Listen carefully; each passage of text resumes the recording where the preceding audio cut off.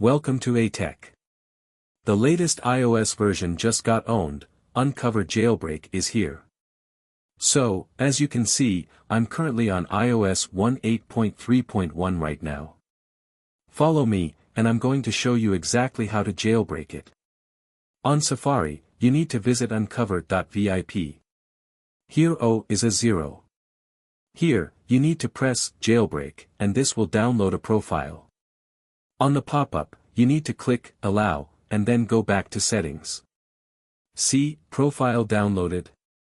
Press Install, enter your passcode if you have one, then Install, and then Done. Now, go to the home screen and you should see the Uncover app. Go ahead and open the app and here click Jailbreak, and now, as you can see, guys, it is just jailbreaking my device.